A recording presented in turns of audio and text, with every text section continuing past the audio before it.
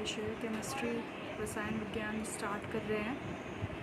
10वीं तक हमारे पास विषय के रूप में विज्ञान विषय होता है। विज्ञान के कुछ प्रमुख भागों की अगर मैं बात करूं तो मेनली हम इसको 3 भाग में बांटते हैं: रसायन विज्ञान केमिस्ट्री, भौतिक विज्ञान फिज़िक्स और बायो यानी कि जीव विज्ञान। तो यहाँ पे हम 11वीं कक्षा में हमारे पास तीनों सब्जेक्ट्स अलग अलग हो जाते हैं। अब हम अपना सब्जेक्ट रसायन विज्ञान यानी केमिस्ट्री स्टार्ट करते हैं। सबसे पहले अगर मैं बात करूं तो रसायन विज्ञान या केमिस्ट्री है क्या। रसायन विज्ञान एक ऐसा विज्ञान है या विज्ञान की वह शाखा है जिसमें विभिन्न पदार्थों, हमारे आसपास स्थित वस्तुओं, उनके गुणों के बारे में, उनके संगठन, उनकी संरचना यानी कि वो किस तरीके से बने हैं, किन कणों से मिलकर बने हैं, कणों की व्यवस्था किस प्रकार की है, इन सब के बारे में अध्ययन किया जाता है।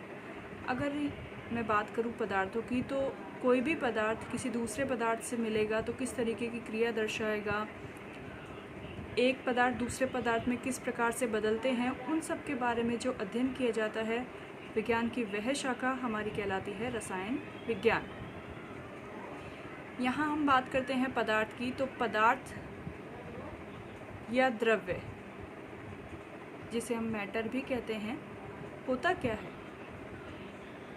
हमारे आसपास स्थित वो सभी वस्तुएं जिनका अपना एक द्रव्यमान हो, यानी जिनमें कुछ ना कुछ वज़न हो, और वो वस्तुएं अगर स्थान घेरती हैं तो वो सभी वस्तुएं क्या कहलाती हैं, पदार्थ कहलाती हैं। ठीक है। जिस प्रकार से अगर हम बात करें कि हमारे जो किताब है या हमारा जो रजिस्टर है, वो उसमें कुछ ना कुछ वज़न है, यानी उसका अपना एक द्रव्यमान है। इसी तरीके से अगर मैं बात करूं कि अगर उसे किसी जगह पे रखा गया है तो वो एक स्थान भी घेरता है। तो जितना स्थान वो घेरता है वो उसका अपना एक आयतन होता है। और ऐसे सभी पदार्थ जिनमें कुछ वज़न हो, जो स्थान घेरे, वो सब किसकी श्रेणी में आते हैं, पदार्थ की श्रेणी में। पदार्थ को द्रव्य भी कहा जाता है, जैसे किताब, मेज, पानी, हवा, गैसें आदि। यहाँ हम बात करें कि जो हमारे ठोस पदार्थ हैं वो सब पदार्थ हैं, लेकिन अगर हम बात करें लिक्विड्स की, द्रव और द्रव्य दो अलग अलग शब्द हैं, ये ध्यान दीजिएगा। द्रव जैसे कि पानी, तेल, पेट्रोल आदि। पानी की अगर मैं बात करूं तो क्या पानी भी पदार्थ है।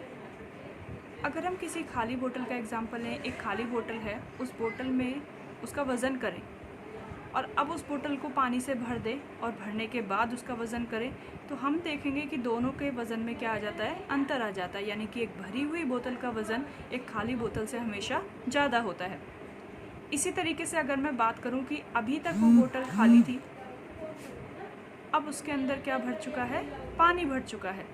यानी पानी ने उसके अंदर के स्थान को क्या कर लिया है, घेर लिया है। अब अगर हम उसमें कोई और पदार्थ डालने की कोशिश करते हैं तो वो उसका अंदर नहीं आ सकता, और अगर आएगा तो फिर पानी को उतनी ही जगह को खाली करना पड़ेगा। यानी कि अगर वो बोतल फुल है और उसके बाद आप उसमें कुछ चीज़, जैसे मान लीजिए आप उसमें कुछ मिट्टी, पत्थर ऐड कर रहे हैं, डाल रहे हैं बाहर से, तो उनके डालते ही वो पानी उस बोतल में से क्या होगा, बाहर आ जाएगा। इसका मतलब जो जगह पानी ने घेरी हुई थी वो जगह उसे खाली करनी पड़ेगी, तभी कोई दूसरे पदार्थ उसमें आ सकता है। तो कुल मिला के यहाँ पे अगर हम बात करें तो पानी भी एक ऐसी वस्तु है जो द्रव्यमान भी रखती है और जिसका एक आयतन भी होता है, अर्थात वो स्थान घेरती है।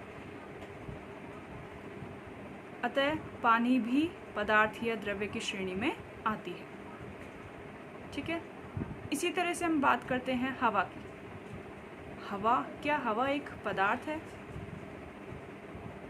जी हाँ, हवा भी पदार्थ होता है। कैसे? अगर हम बात करें किसी भी गैस की, तो बैलून, गुब्बारा जो है, उसके अंदर जब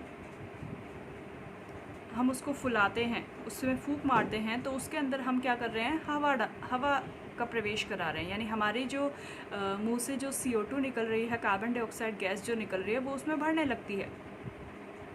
तो एक तरीके से हवा से या गैस की वजह से वो गुब्बारा फूलने लगता है। अब अगर हम एक बिना फूले हुए गुब्बारे और एक फूले हुए गुब्बारे का वज़न करें, दोनों को मापें, तोलें, तो दोनों के वज़न में थोड़ा सा, चाहे वो बहुत ही माइनर क्यों ना हो, लेकिन उसमें क्या है, थोड़ा सा अंतर आता है। ये अंतर किस वजह से आया? क्योंकि एक गुब्बारा ऐसा है जिसमें हवा नहीं है, बिना फूला है, और दूसरा गुब्बारा ऐसा है जो कि हवा से भरा हुआ है। तो हवा भरी होने के कारण उस गुब्बारे के वज़न में अंतर आ जाता है, या उसका वज़न पहले से ज़्यादा हो जाता है। इसी तरीके से अगर हम बात करें कि जैसे ही हम उस गुब्बारे में हवा भरते हैं तो उसका आकार धीरे धीरे क्या होने लगता है, बड़ा होने लगता है। आकार में परिवर्तन हो रहा है। क्यों हो रहा है आकार में परिवर्तन? क्योंकि वो हवा जो हम उसके अंदर, वो गैस जो हम उसके अंदर डाल रहे हैं, वो उस गुब्बारे की सतह को धक्का देती है, उस पर दबाव डालती है, और उस हवा या गैस की वजह से गुब्बारे का आकार बड़ा होता जाता है। अर्थात उस हवा या गैस ने उस गुब्बारे के अंदर कोई स्थान को क्या कर लिया है, घेर लिया है। यानी उस गैस का कुछ ना कुछ अपना क्या है, आयतन है। तो इस तरह हम कह सकते हैं कि वो गैस या हवा भी किसकी श्रेणी में आती है, पदार्थ की श्रेणी में। तो हमारे पास एक बात निकल कर आती है कि हमारे आसपास जितनी भी वस्तुएं हैं, लगभग सभी वस्तुएं, चाहे वो ठोस हो, द्रव हो या गैस हो, सब में अपना कुछ ना कुछ द्रव्यमान होता है, वज़न होता है, और साथ ही साथ वो स्थान घेरती हैं, यानी उनका एक आयतन होता है। तो वो सभी क्या कहलाएंगी, पदार्थ या द्रव्य कहलाती हैं, मैटर हम जिन्हें कहते हैं।